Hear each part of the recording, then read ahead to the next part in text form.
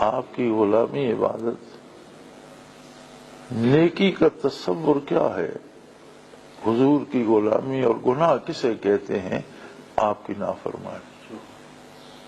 زندگی کا کوئی شعبہ ہو، کوئی حصہ ہو،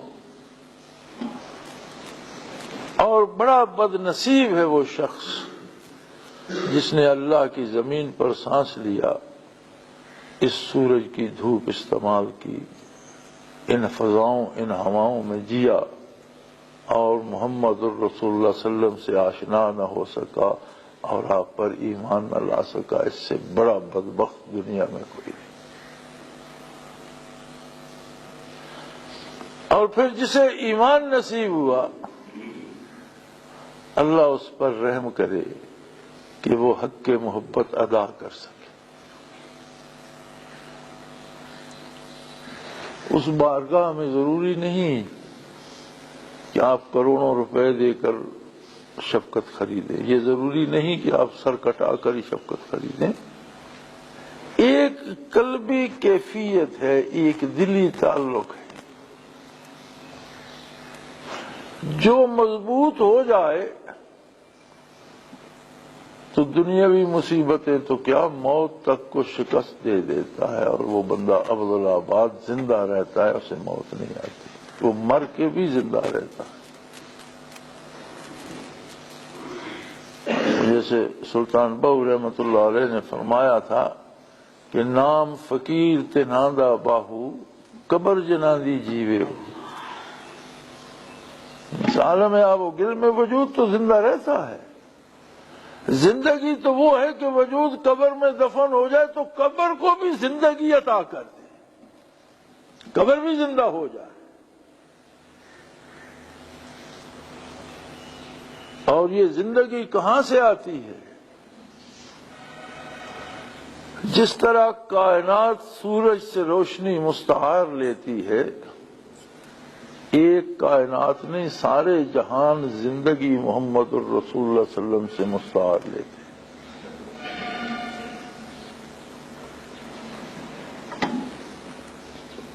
اللہ کا وہ محبوب جس پہ اللہ درود بھیجتا ہے، اللہ کے فرشتے درود بھیجتے ہیں، اور اللہ دعوت عام دے رہا ہے، فرماتا ہے جنہیں ایمان نصیب ہوئے میرے اور میرے فرشتوں کے ساتھ شامل ہو جاؤ، تم بھی درود بھیجو۔ چہ نسبت خاک را با عالم پاک، ہم کیا، ہماری مشت غبار کیا، ہماری حیثیت کیا، لیکن وہ خالق لم یزل فرما رہا ہے میں درود بھیج رہا ہوں اپنے نبی پر، میرے فرشتے بھی، اور تم بھی ساتھ شامل ہو جاؤ۔ اس سے بڑا مرتبہ زندگی میں کوئی آدمی سوچ بھی سکتا ہے؟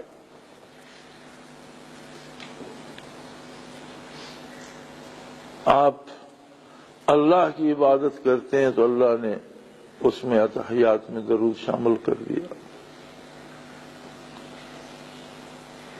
آپ قرآن پڑھتے ہیں تو اس میں درود کے احکام شامل فرما دیے۔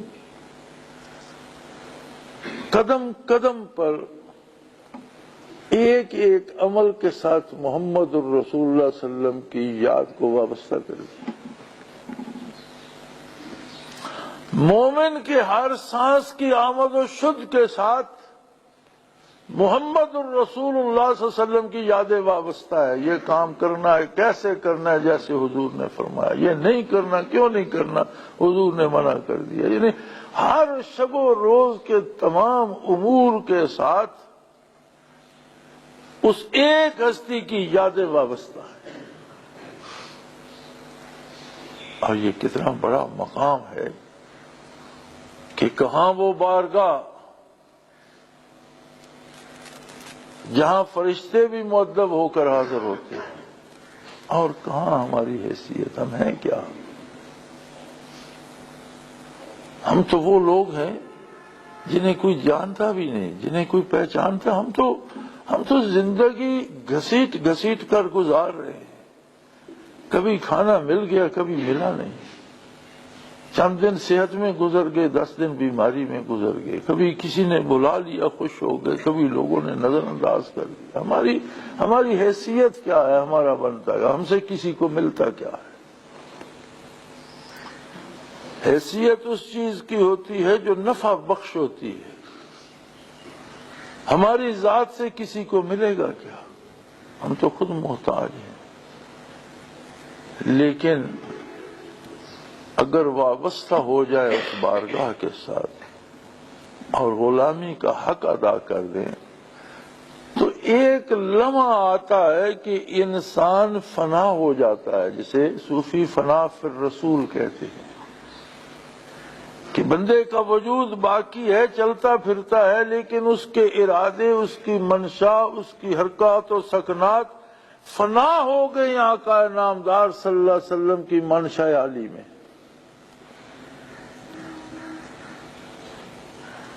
اور جب کسی کو فنا فی الرسول نصیب ہوتا ہے تو دوسروں کے لیے وہ بھی نفع بخش بن جاتا ہے. جیسے آئینہ جب سورج کے سامنے آ جاتا ہے تو آگے پھر اسی روشنی کو وہ تقسیم کرنے لگ جاتا ہے. آئینے کی روشنی نہیں ہوتی ذاتی، وصول وہ بھی سورج سے کرتا ہے، لیکن اسے جذب کرنے کی بجائے منعکس کر کے آگے بھیجتا ہے، دوسروں کو نفع پہنچاتا ہے. وہ شخص نوع انسانی کے لیے مفید بن سکتا ہے جسے فنا فی الرسول نصیب ہو. فنا فی الرسول کا مراقبہ کرا دینا، اس سے بندہ فنا فی الرسول ہو نہیں جاتا. ایک مدد مل جاتی ہے، ایک تعلق قائم ہو جاتا ہے بارگاہ نبوی سے، ایک رابطہ. اب اس رابطے میں زندگی کو ڈھالنے کا مکلف خود ہے. اگر اس کے بعد بھی زندگی کو اس ضابطے میں نہیں ڈالے گا تو پھر اللہ اسے معاف کر دے، ورنہ دو گنا مجرم قرار پائے گا. اگلے دن کسی کی بات ہو رہی تھی، مجھے نہیں معلوم، یاد نہیں، کسی بے وقوفی کی بات ہوئی. تو میں نے کہا بھائی سادہ آدمی ہے، بے وقوف سے ہی نماز روزہ کرتا ہے، اللہ اللہ کرتا ہے، اور اس کے اگر اس میں عقل کی کمی ہے تو یہ تو اس کی خوش نصیبی ہے. پکڑے تو ہم جائیں گے جو دانشور بنتے ہیں. جب ہم پہ یہ سوال ہوگا کہ یہ تو سادہ تھا، جانتا ہی نہیں تھا، چلو اسے جان، تم جانتے تھے، تم نے ایسا کیوں کیا، پھر کیا ہوگا؟ یعنی مشکل تو اس کے لیے بن جائے گی جو خود کو دانشور سمجھتا ہے.